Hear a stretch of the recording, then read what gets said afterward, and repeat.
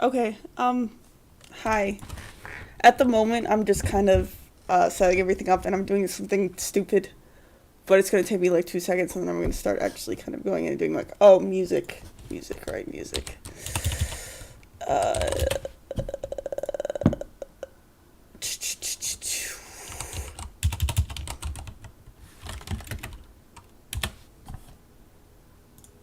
let's just put on playlists.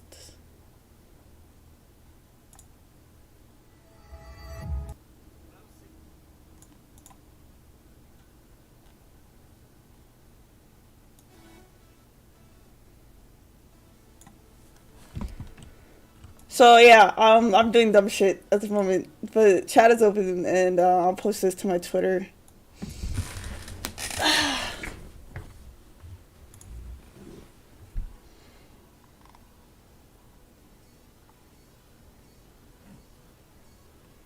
Let me fix my audio really quick.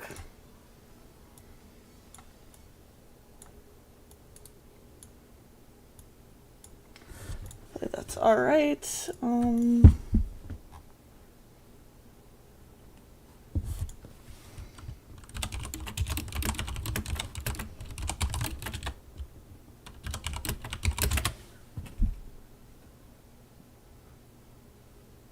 Let's go to let me share this real quick. Hi. Right now I'm just doing dumb shit. Oh, I should probably link the CB entry that I did. Here. I'll also put in the in the description. This is the video that I finished this morning with people. It's a course battle video. And so I'm just kind of going to go in and I want to record some like behind the scenes things for it. And I thought, why not just live stream it and record it while I'm doing it.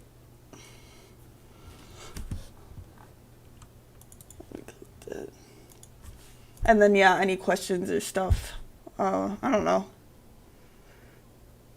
This is my first time like going live like this per se. Usually I just stream when I work.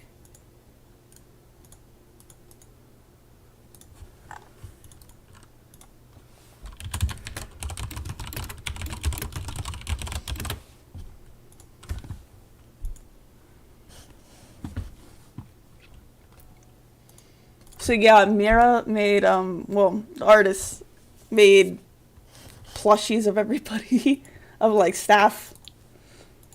So what I'm doing right now is just making like a dumb gif about it.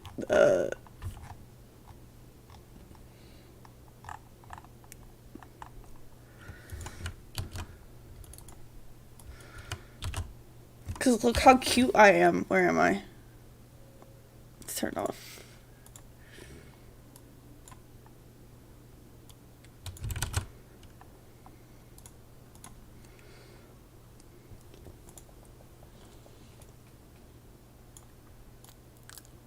And also, while we're at it, we kind of fucking do tracking. So yeah, the main thing I did with a lot of this video is doing planar tracking. So if we do 3D tracker, 3D camera tracker, I'll kind of go into this more when I go into more of the video, like actually what I'm doing, but this is kind of the base of what I did for getting characters into scenes. This really just analyzes the scene and then makes points that you could track things to, and then I would stick those characters on those tracked planes.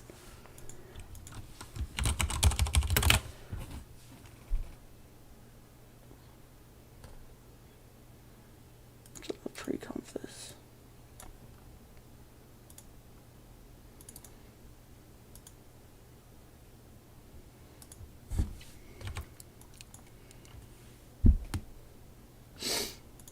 It's kind of a slow process because it has to analyze the background. I'm trying to make it as fast as possible by cutting down the amount of frames it needs to do. There we go. Where are my points?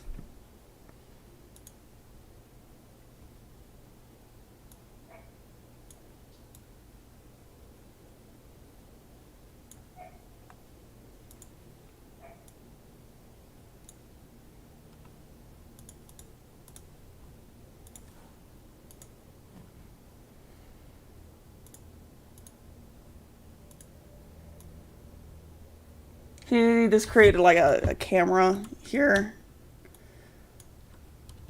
So now this point just follows the camera of the scene. Whee!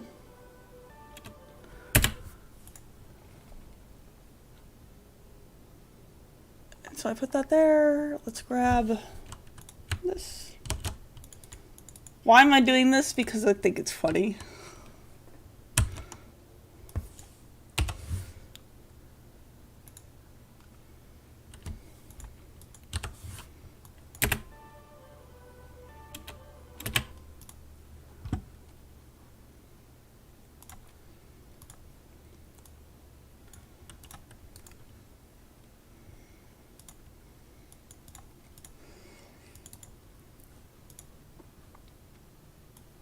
And yeah, the link above in chat is the video that I'm kind of going to go through the After Effects project for. People are coming in, and I just want to let people know that this is kind of going to be just me pulling behind the scene shots and kind of going through the breakdown of the video in certain parts that I think are interesting, so I could share it on to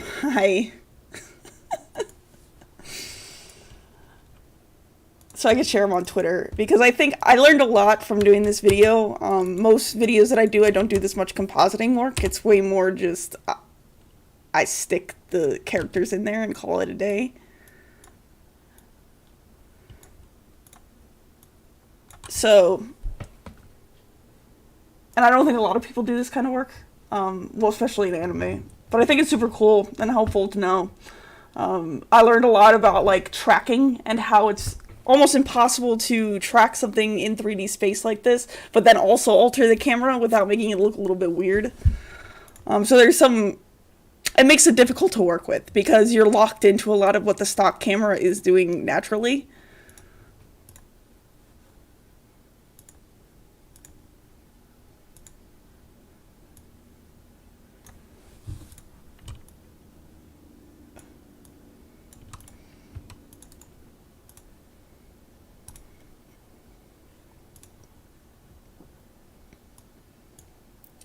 Push this over so I could see it.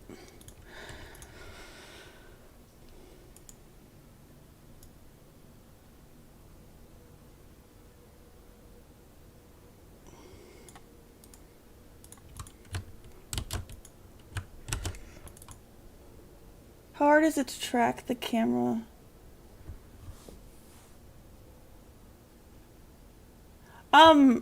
You can do it in anime. It really depends on the amount of tracking points that it has. Let me see if this will work really quick. For some reason, what I'm doing on these small ones isn't showing my actual tracker points. So I might need to restart After Effects, but...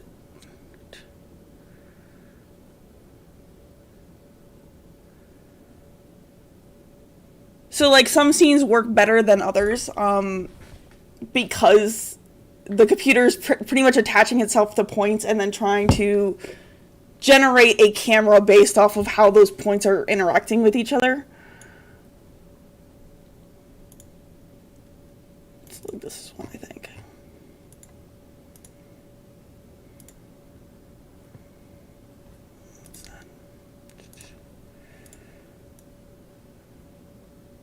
This is this one right here.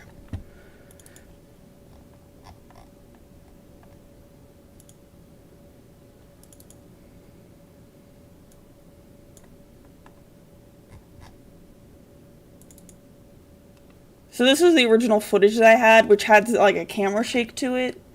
And that's kind of what I wanted to get in the final, was kind of that natural camera shake that the footage had.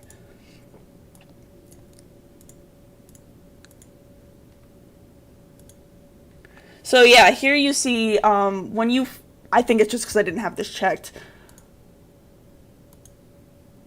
but these are the points. So when I analyze the background, it generates these points. And then you can use these points to attach things to. So this is what After Effects is seeing in its kind of 3D view of things. It's saying that these points in the back are farther away than these in the front, and it's generating a camera based off of these distances.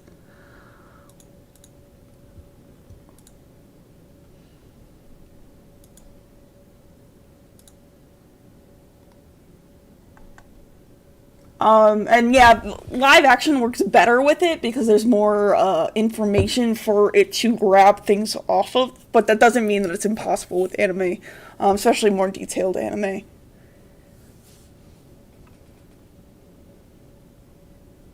Oh, crap, this is gonna take forever.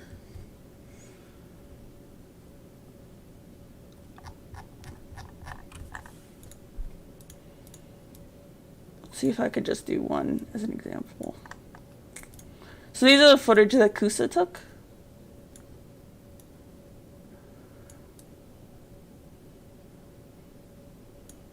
And in the intro, I did the same kind of thing where I tracked the clips into these picture frames.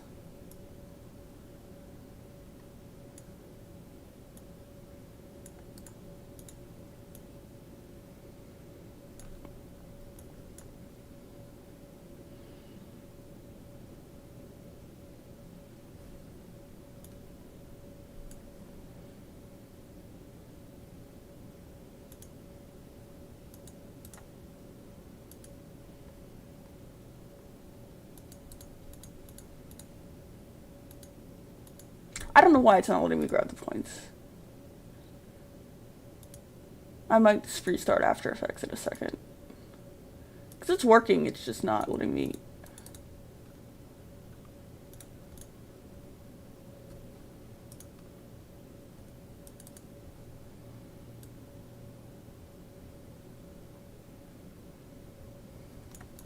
Alright, yeah, let me just restart really quick.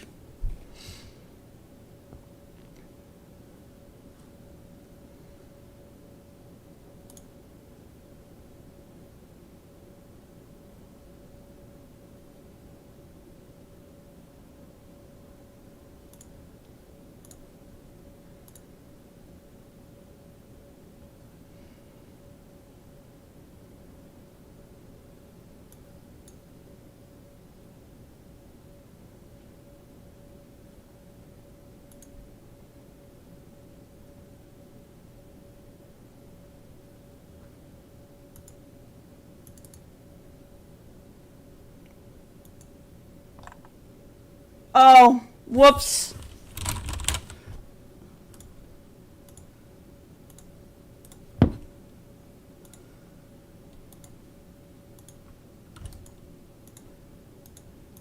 I accidentally posted the wrong link on Twitter.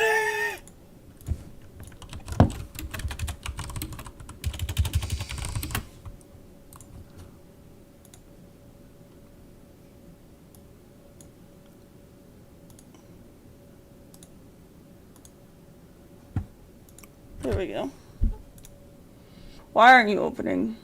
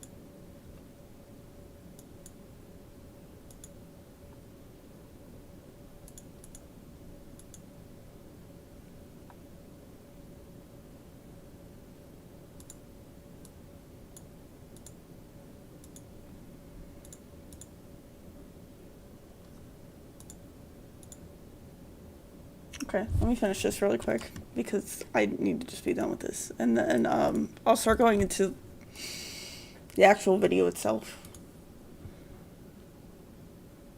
So yeah, if you're new, really, this is just me messing around.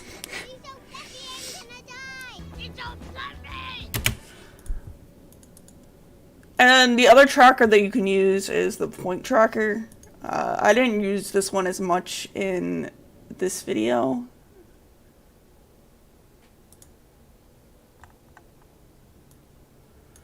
But this uses the same kind of idea where you select the area that you wanted to track. You have the tracker point here. So this is the motion source, and this is the point that it's going after. And we're going to want position and probably scale.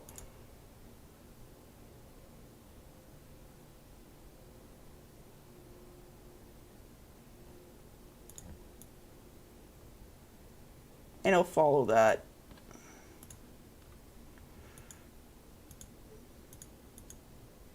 We only want track point 1 though. So like, yeah, that's the point of track 1.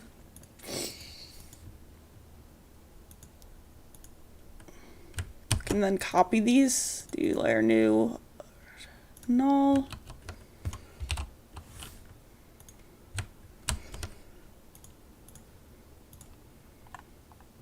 So now we have a null that's following that.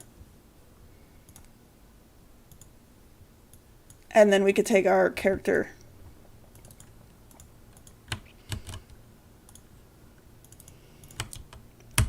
and attach it to, so let's scale her down.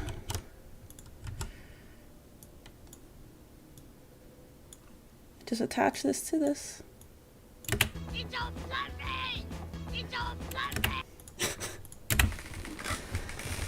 So yeah, that's like a really basic track.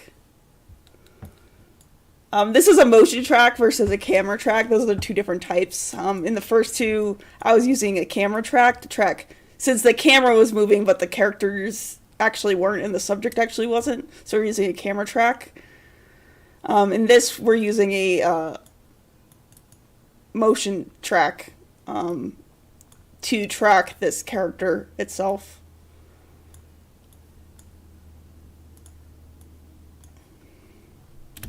And now that I'm done memeing, we can actually get into the video. Isn't it? Yeah, Mira made us all like plushies.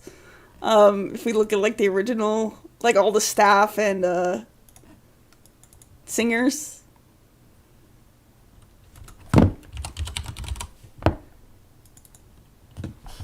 Yeah, everybody has a little plushie, and I thought it was adorable.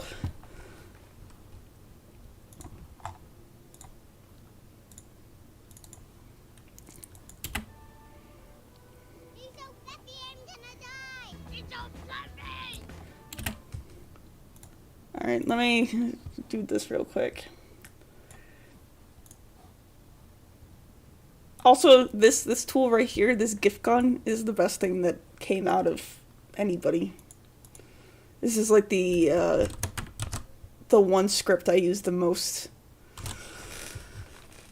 Because originally you would have to export this as a movie and then import it into Photoshop and then export out of Photoshop as a GIF. This kind of just gets rid of all those steps, and with the click of a button, it'll make it a GIF.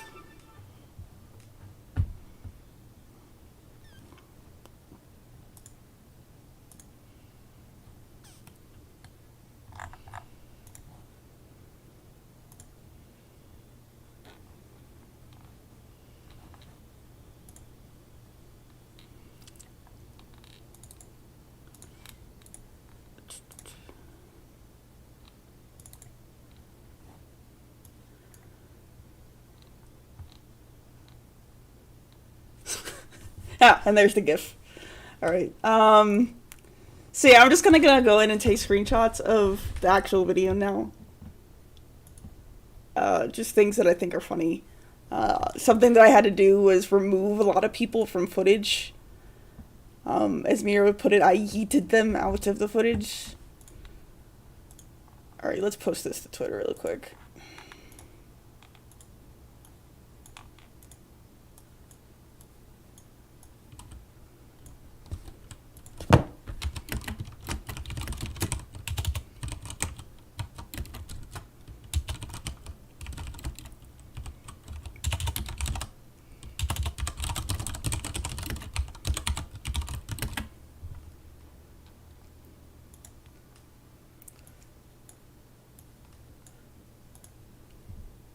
Besides content shipping A and B's, what other Pokemon? My old channel was X Dragon Girl. Dragon Girl. That's the one that's live. Before that, I was XS Contest Charlie, and then Dragon Girl PG7. I did Poke Shipping, Icar Shipping. Those are the main 3 that I did. I also did some Penguin Shipping once. Contest Shipping was the main ship that I did, but I did do other ones.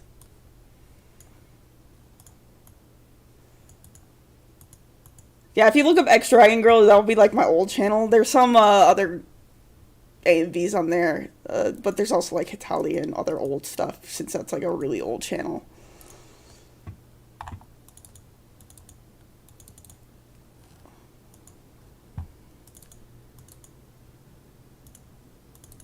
So yeah, one thing I had to do, which I think is funny, is remove people from images.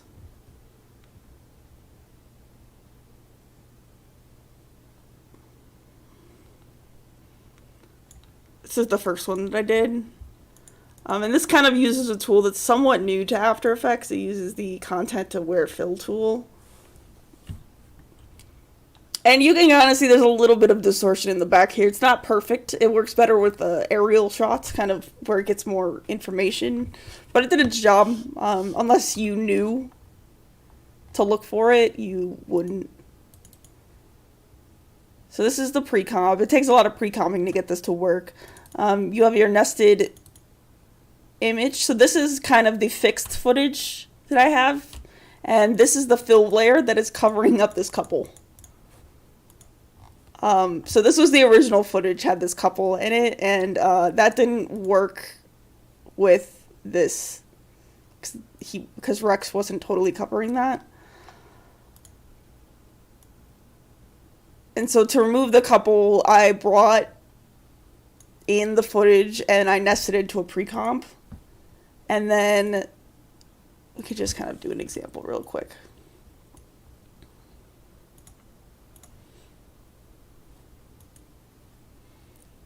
And then I just kind of did like a garbage mat around everything. So this is my garbage mat.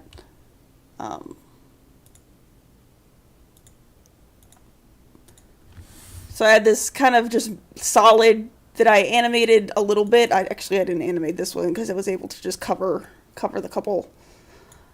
And then I took this and made it an invert alpha mat. So this is now transparent in here.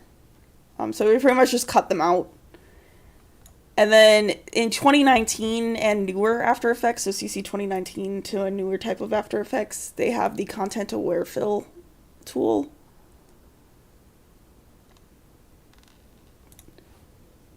And what this does is, if you've used Photoshop before, it does the same thing. It pretty much uses an AI to generate what should be in between that negative space.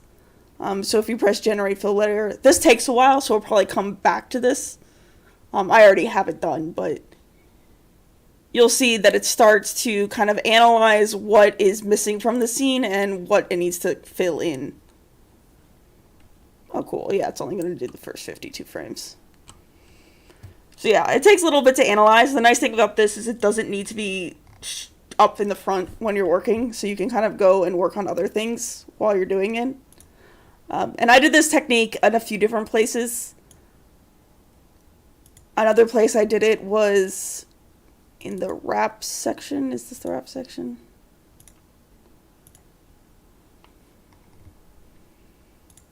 Yeah, this one I actually removed this whole girl from this scene. I also had a little bit of blur because this one wasn't as clean as the other one. So you can see there's a little bit of distortion around where she was originally. That's the original.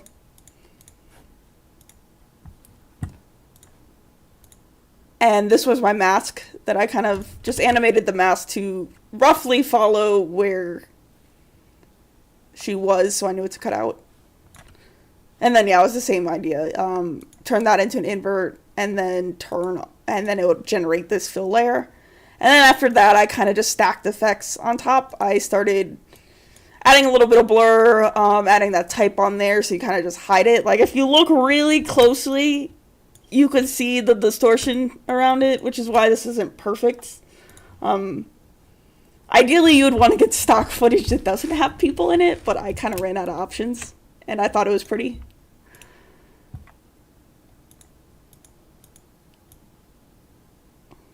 So yeah, let's go back to...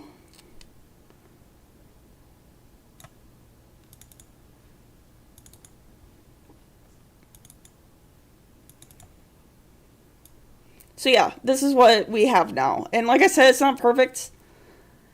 But it did its job. And we only did the first 50 frames of this since I already had it done. So if you go back to your comp, you'll see that the couple's now gone. So yeah, this is the fill that I had on it. I think the other thing I did a little bit to not make it as noticeable is I used the mesh warp on this.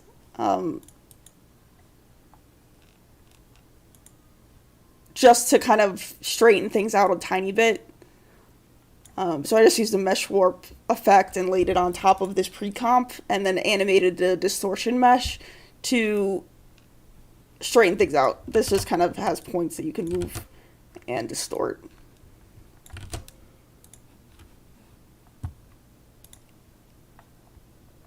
It's not like I said, not perfect. You still see a little bit of an arcing here, but the wave warp definitely helps it kind of push it down into a straight line.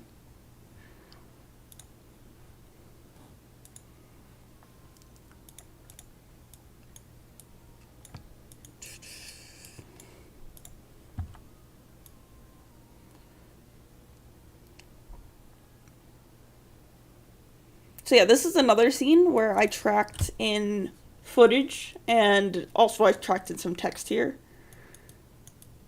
And like I said, the interesting thing about doing this track in the footage is I can't edit the camera really without messing up how it looks. So the way, let's kind of just make a new comp and see if we can get this. You can get a good example.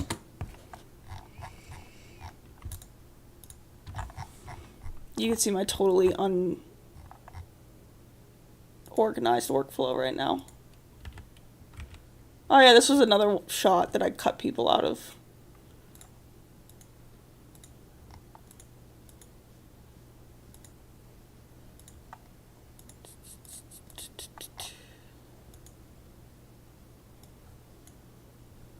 Here. So let's take this shot. Let's only do like 2 seconds because I don't want to wait forever to...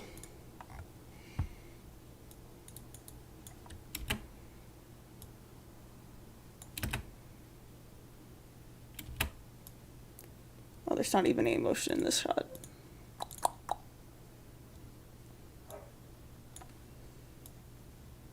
Here we go.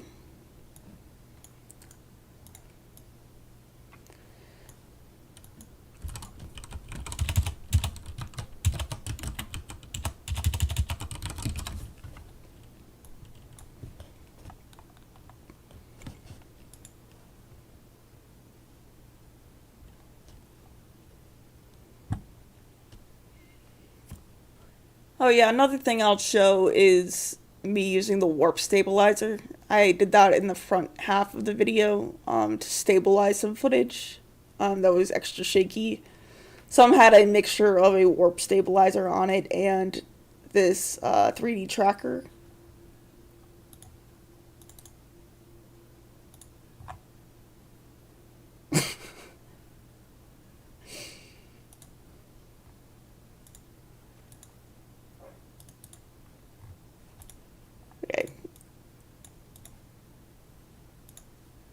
Okay, yeah, now it's working fine. So yeah, this is what it usually does is, I don't know why I wasn't doing it earlier. Probably because the thing's so big. So right now it's trying to triangulate between points in the footage. And what you could do is click and then right click and press like add solid and a camera.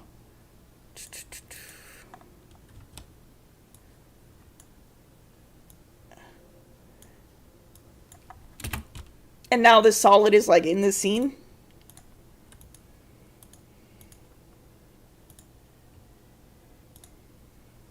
What I was having to do earlier was make the camera and then kind of set my thing in 3D space.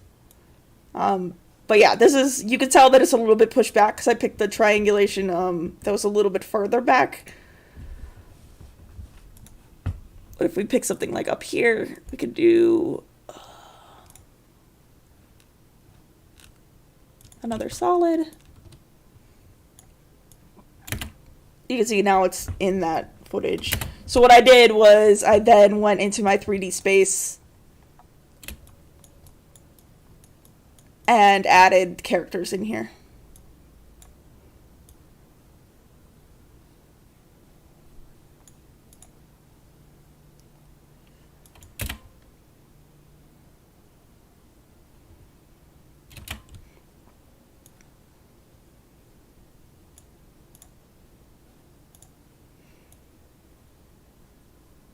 But yeah, like I said, so the problem with this is now when you make a normal 3D scene, you have complete control over what you have as 3D. So if we were to make like a traditional 3D scene, let's have this as our background, and we set this as a 3D layer, and then we'll take our character art, and we'll set this as a 3D layer. You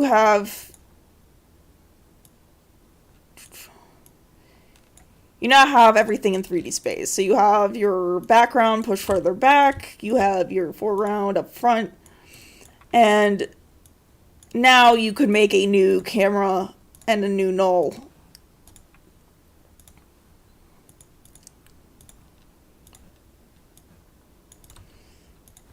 And just kind of move around the scene this way. And this is how most of this work is done, is then you just move around this way. But when you go back to this example, this plane isn't on a 3D layer. It's just referencing a 3D layer. The camera's pulling the 3D data from this 2D layer. So if we take this camera and we move around, we're not actually moving the background with it. So I was trying to get around this in multiple different ways by connecting this to a new null. But as soon as this gets turned into a 3D layer, it starts to move with everything else, which ruins the effect of it being in the background, as it being the base. And then you can do it, you can fake it. It's just when you move too much in a 3D scene like that, it starts to look fake, and it starts to look like, oh yeah, this is definitely not totally composited in this, and this layer is just a 3D plane, it's not actual footage.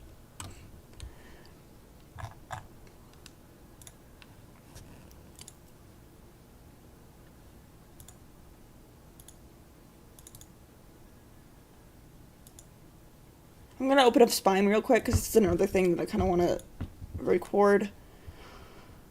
These are the puppet rigs for everybody.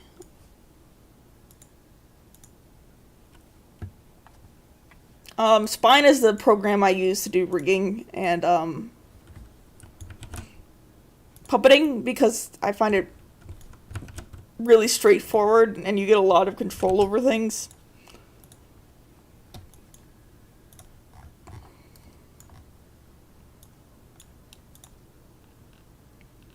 So yeah, that's like the base animation, and the way this works is all these bones are connected to the mesh. If we look at the mesh overlay, so this is one object here. This is the, I think I just have a torso or main body. And the colors represent bones. So this is the upper leg bone. This is the torso 1, torso 2, torso 3. And each of these points that are meshed out on this image are pulling from a bone. So if you control the bone, you control the points attached to that bone. And that's how like the whole thing is pretty much laid out. The parts themselves are the back coat, the main torso, the head, and then I have some of the bangs separated just to get a little bit more control on that. The more you have things separated, the more control you get on things. Otherwise, you have to mesh it like this. And as you can see, like, I never had to really animate the legs themselves, because if I did it, since they're together as one leg right now, it wouldn't really work. I honestly don't even need these bones down here. I just made it out of habit. And yeah, the way this program works is when you import the image, you first mesh everything. So you'd go into mesh and you create this kind of fake wireframe for everything. And these are the points that you'll then use to control the bones. You can do this without meshing. There's two versions of Spine. There's a free version. Oh, hi. There's a free version. Well, not free. There's a $20 version and then a $150 version. And the main difference is the meshing tool. So in the original tool, it works more like After Effects with parenting. You have just bones parented to the objects themselves. While, like the arm here, there's not really much meshing going on here. It's really just the arm is attached to this bone. But the coat and everything does have a lot of meshing going on so that you can distort the image through that mesh and through the bones versus just having everything totally split out.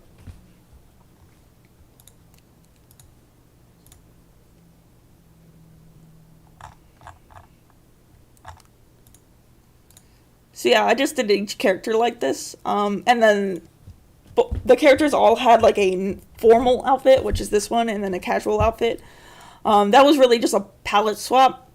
In Photoshop, I just named them the same thing, and so when I came into Spine, everything just kind of lined up.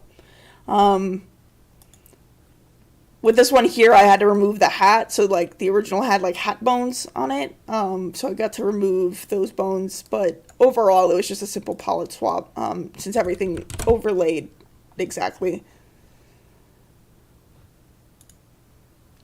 If we go into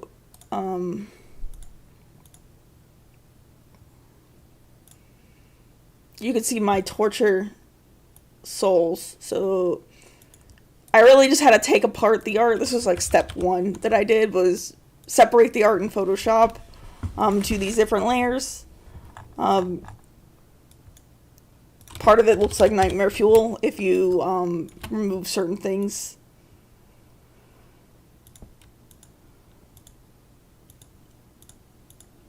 So yeah, really just taking the art that I was given, separating it into these parts. So I knew I wanted the bang to be separate, and use that a little bit more in motion, while everything else could be a little bit more subtle and use the mesh. The hardest part would have been the scarves, but the artist has actually separated the scarves for me. And the reason this would have been the hardest to separate is because it has this transparency. And what I have to do is kind of go in and redraw all of these things that are missing behind objects. So you see like this finger. If I turn off the head, you see I drew in a little bit of this finger just to kind of get a little bit more buffer when I animate.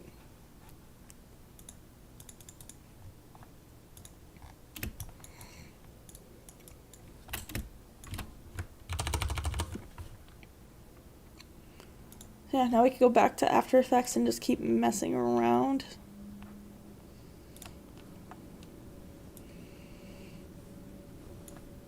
So yeah, this tracking thing was the main thing that was the most fascinating to me. Trying to get used to it. Hi. So yeah, this tracking thing I found super helpful. Yeah, the tracking is super cool. This was like, I was using the 3D, and then earlier I was showing a little bit of the 2D, just the motion tracker. One thing I could talk about is I had to use Twixtor in a few spots. Twixtor, if you don't know, a lot of AMV people use it. I actually just learned how to use it with this project. It is a way of making slow footage smoother. Twixtor. That's how you say it, right? I don't know. It's it blends frames together. So if you have a piece of footage that is 30 frames a second and you slow it down, it might start to get janky. It start to look a little off. And what it does, what this plugin does, is it blends between the frames, so it smooths it out. You can see it here. So yeah, this is the effect. If we just solo this layer, so hold on. So yeah, instead of actually animating the camera itself, I was animating the time that the camera took to get to each position. So the original footage was a slow kind of pan upwards. So we just kind of had this slow pan up through the whole scene. And now that was way too slow of a pan for me.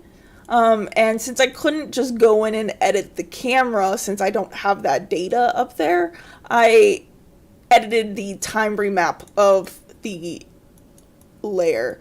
So we get a little bit of this ramp up.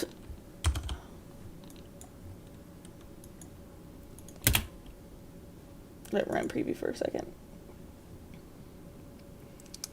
And you could definitely tell that it's slowing down because this also slows down the character animation, the puppeting. And one thing I did to make it a little bit more subtle is I did add this flare on top, which you're not seeing right now because I just soloed this. But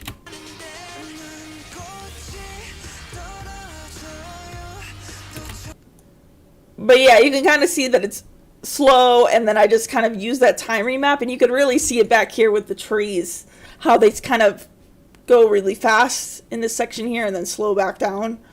So I'm using the time remap instead of the camera to get that effect that it's panning upwards.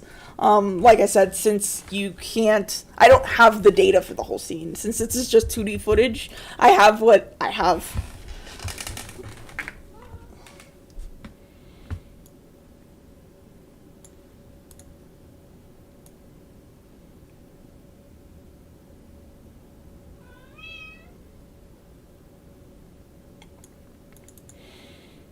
Oh yeah, so in the intro,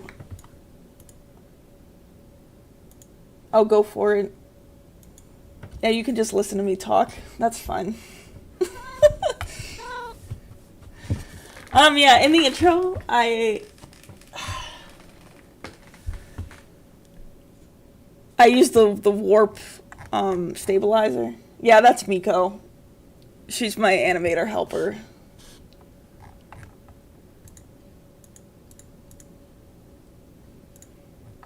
So let's just mess with the footage real quick.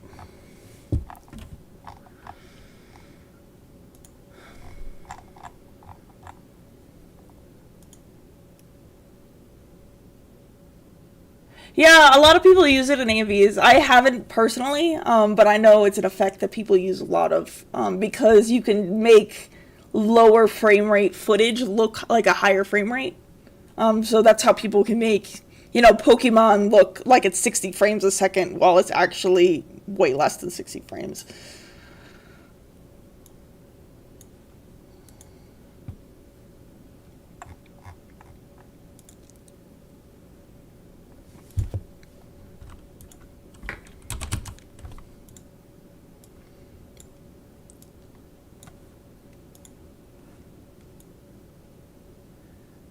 So yeah, this one's a little bit insane, but we're gonna just see how it looks. If you look at this scene right here is actually the same boat. Most of these I was able to stabilize pretty well to get rid of the live action camera shake. So it has a little bit on there to keep it natural, but this one, it warped it a little too much, so I just kept it natural.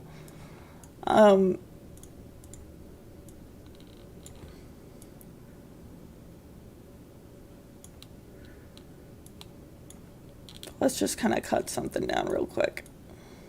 So this is the live action footage we used. Kusa went out to a cafe, I think, and shot this.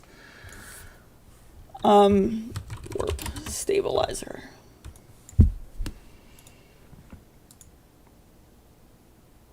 Yeah, it's expensive. You can download it for free, but I had to pay for it because I have to pay for all my plugins.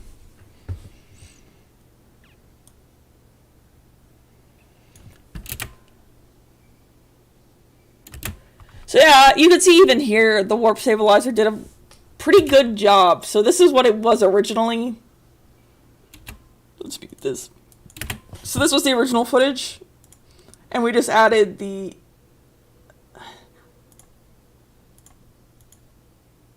Warp Stabiliser on it, and it analyzed it and it kind of smoothed out that.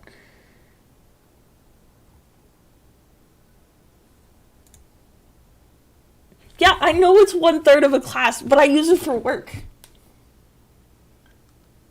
Basketball people want to go in slow-mo.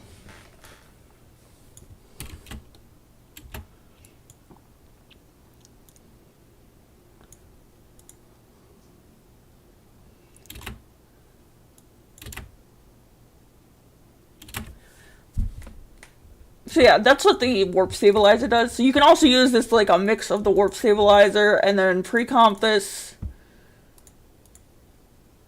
And then do the tracker.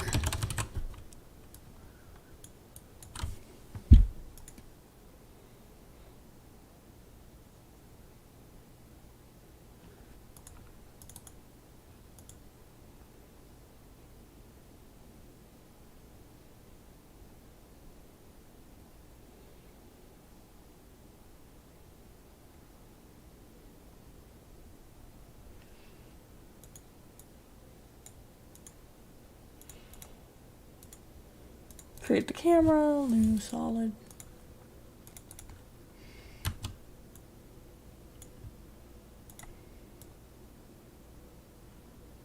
Oh, that's janky. It's probably because the position is too far forward.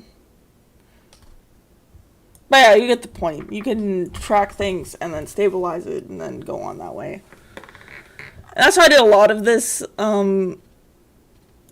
video. It was kind of a mixture between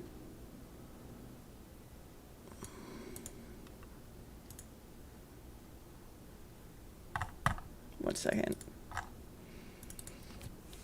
Oh, whoops.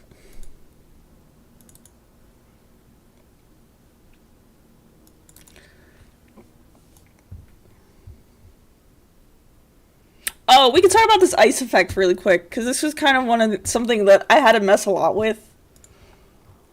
And using track mats is super helpful, but it can also be somewhat limiting, and it takes a little bit of brain power to decipher what needs to be masked to what, and if you need things that are double masked, how to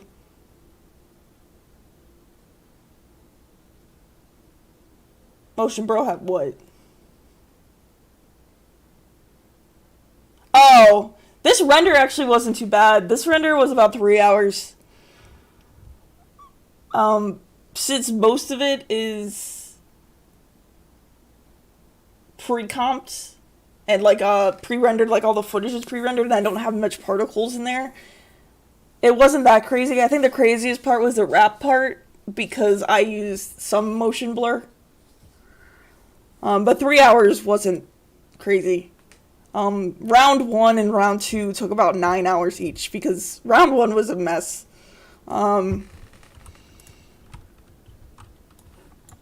This one.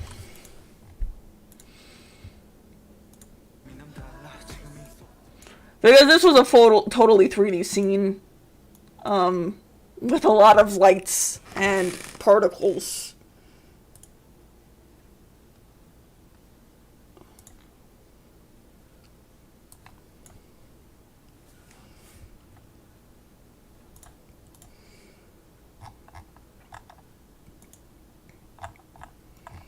But yeah, for the ice, I found these ice pack, this frost pack, which had a few different types of frost in it.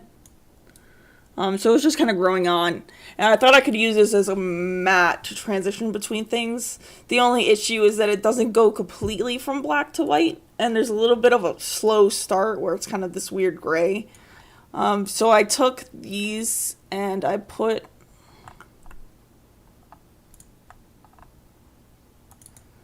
so this was like my main transition comp.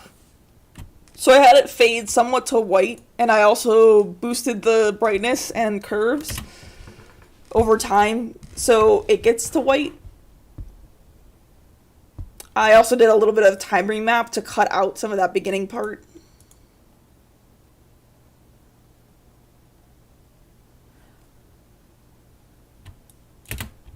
So yeah, this is my main transition, and then I use this as a Luma matte on other things. So if I brought in the footage,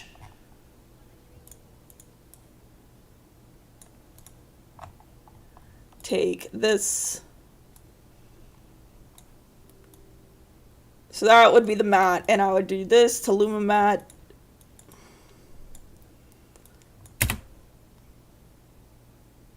And you can see it just kind of comes on. And then to keep it on, I would do time, enable time remapping, and pull this out just so it kind of keeps on. And then if I wanted to write off with another matte, this is where I came into an issue. Like, let's say we wanted this to then... Well, if I wanted to go out, I could also just reverse this, so I could take this time remap and just reverse it out. But let's say I wanted another matte on there. You can't stack them without making an individual matte like this instead of just doing one layer. So what I would have to do is I would take this, I would then cut these, I would remove this Luma matte, so we just kind of cut to this, and then I would cut again, or just on top of this add another matte.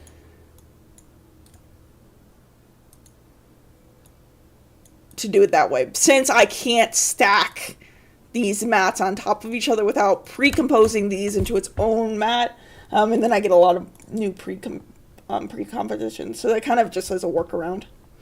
For spine renders as PNG sequences, and the PNG sequences, you can make them loop as many times as you want out of the export. I only loop it once, and then I loop it in After Effects using the loop command.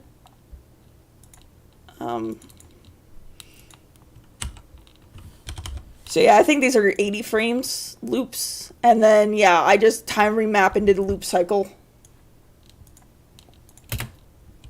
And usually I just make pre-comps for all the character art and just make them really long.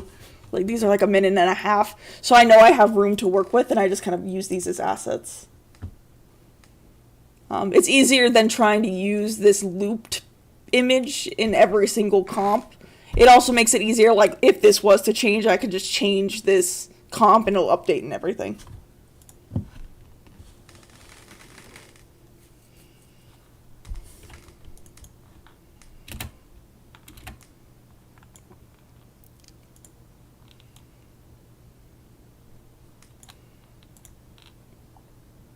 But yeah, in Spine, you have a bunch of export options.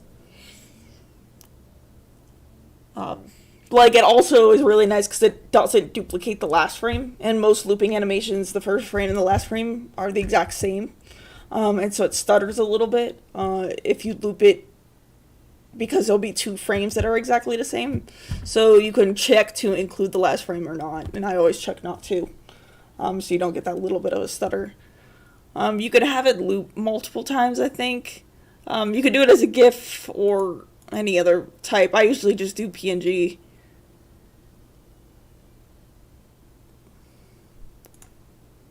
And you get your options for preview. See the crop.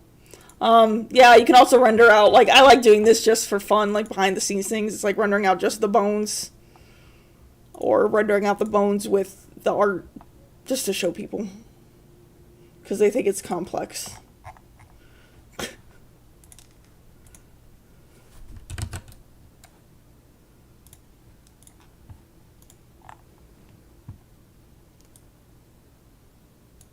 Oh yeah, the last thing is with, like, that spine is, once you have everything in Photoshop like this, Spine actually has a free script in Photoshop to export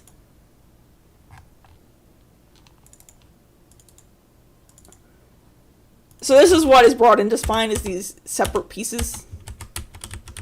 And there's a script inside of Photoshop that Spine gives out for free that you can download to export these. So like Photoshop to Spine. And then this will just render out each of these layers as an individual object. It will also render out a JSON file. And when you load that JSON file into Spine, everything will be placed correctly. You don't need to replace your assets.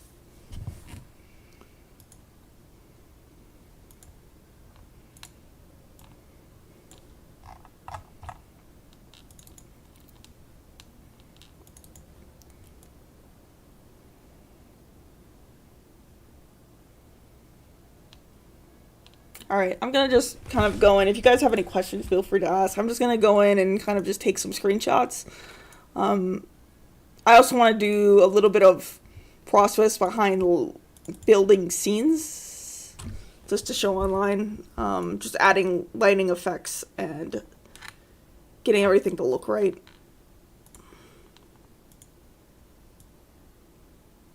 This one is the one I want.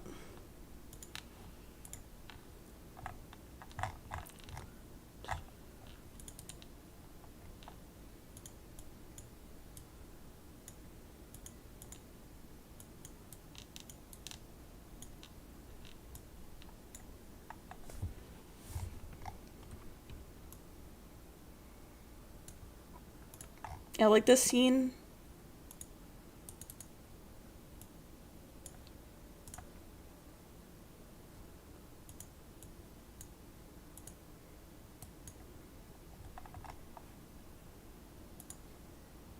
Scene, I added a flare to kind of add that little bit of light to it, but the other thing I did was I duplicated the art itself and added a little bit of fake lighting to the boys.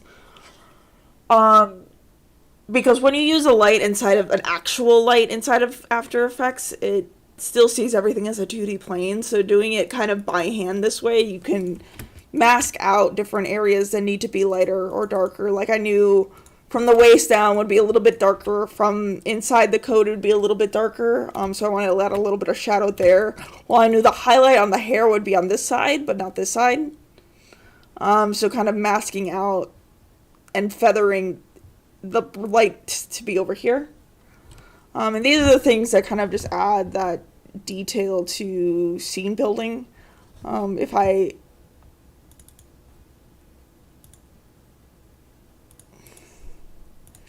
turn these off, like that's the original, and you can tell it looks a little bit less put in.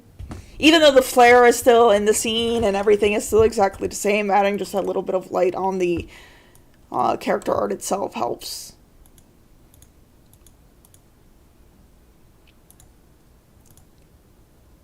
Oops.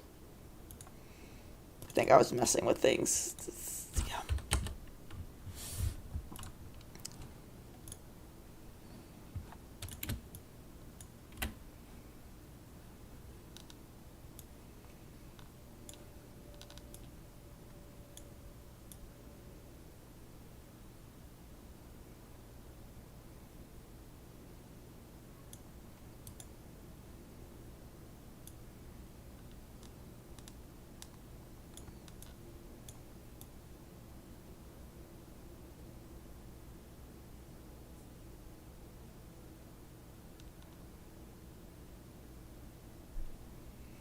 Yeah, like this scene, I don't have really a track going on. This is just a flat background. So I'm able to move the camera as much as I want.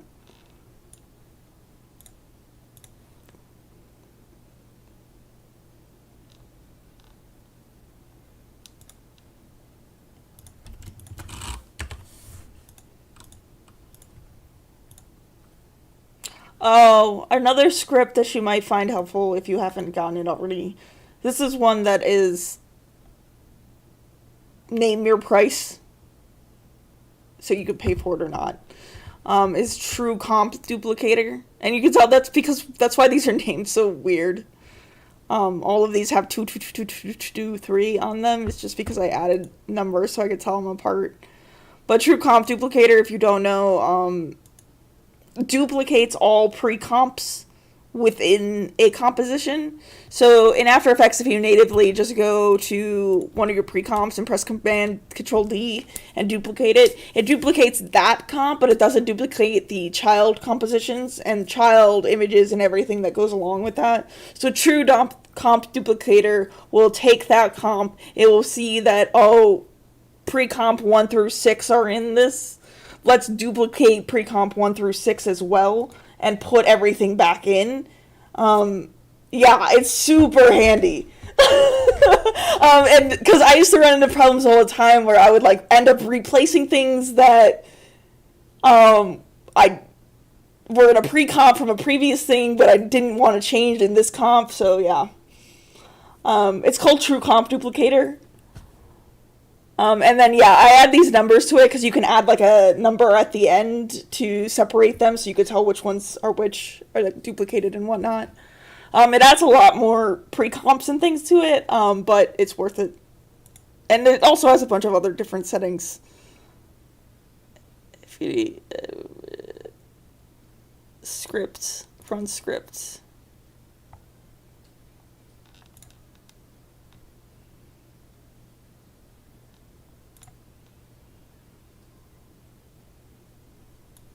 True Comp Duplicator. Yeah, this is what it looks like.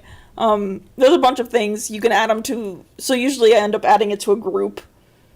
So I'll select the comp that I want to duplicate. I'll say, okay, take this comp, duplicate it, and put it in a new group called, this was Chorus 2. And then I added a bunch of 2s at the end just so I could tell them apart. And it'll take everything, duplicate it, and then put it in that new folder.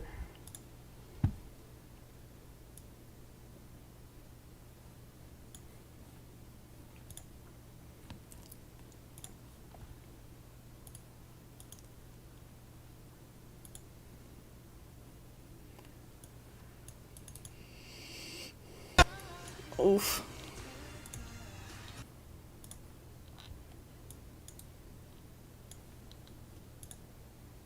Okay, good night.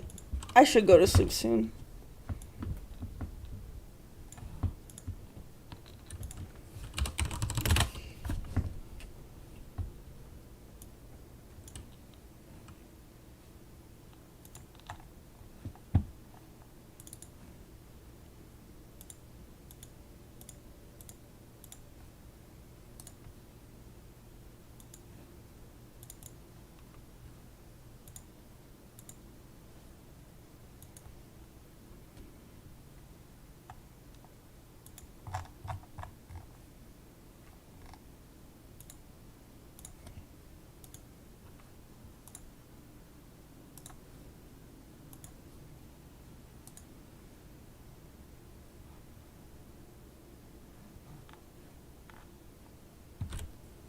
I think I'm gonna get this scene and then one other scene where I cut people out. Probably that Rex scene.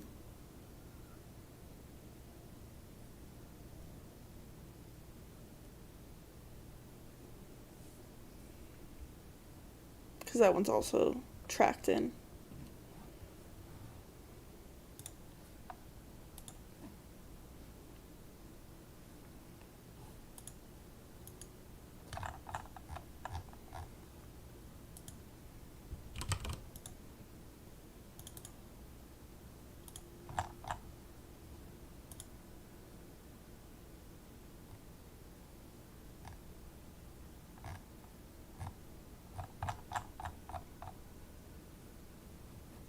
Okay, and then let's do one without our color correction.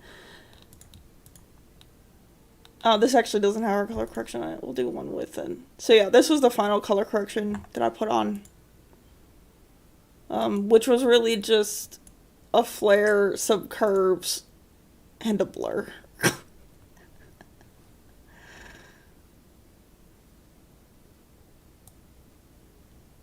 And like the flare is this universe plugin. I don't have looks. I know people use looks a lot. I haven't paid for looks.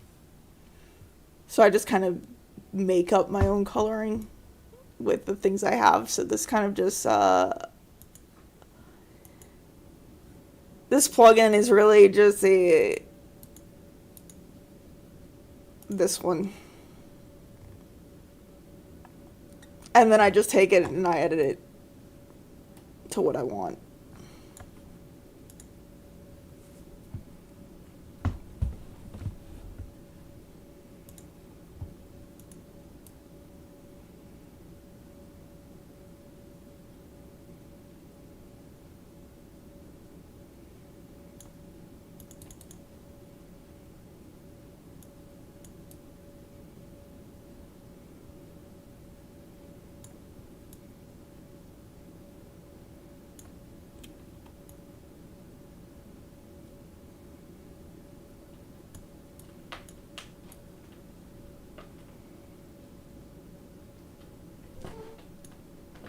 Let me go.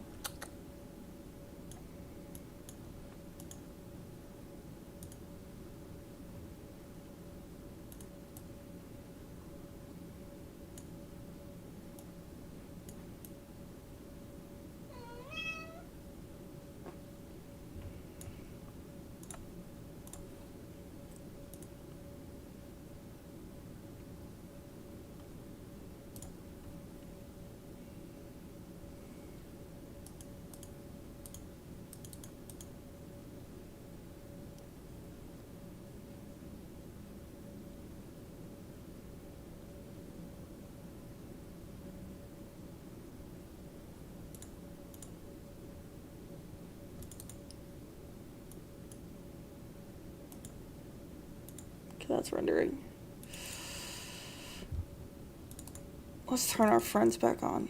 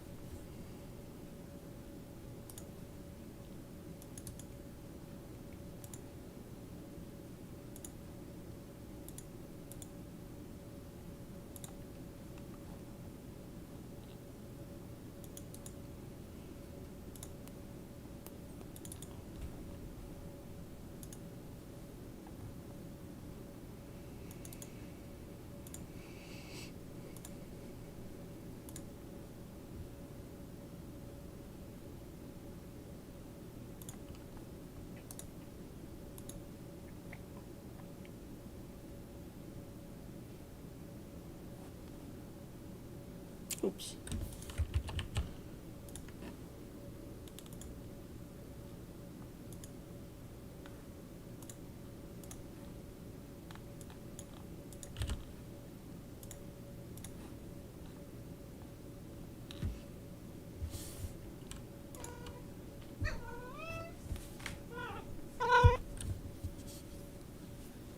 Did you come to say hello?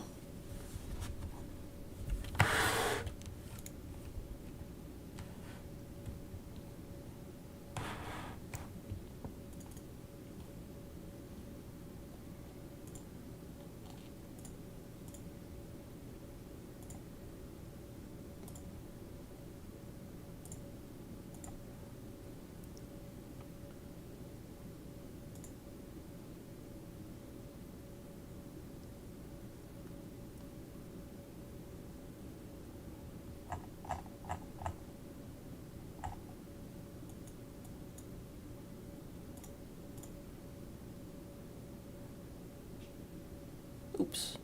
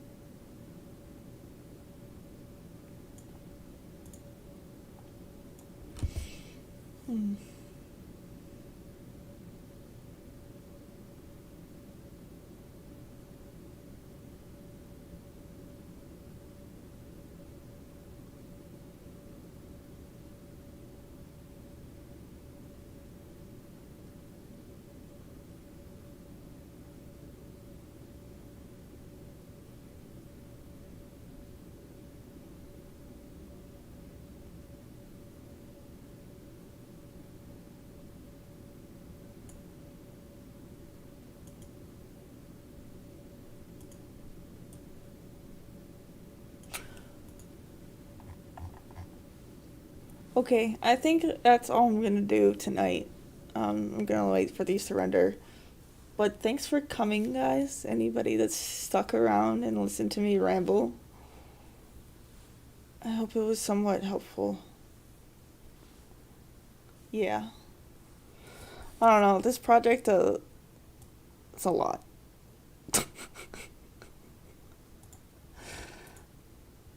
Yeah, bye.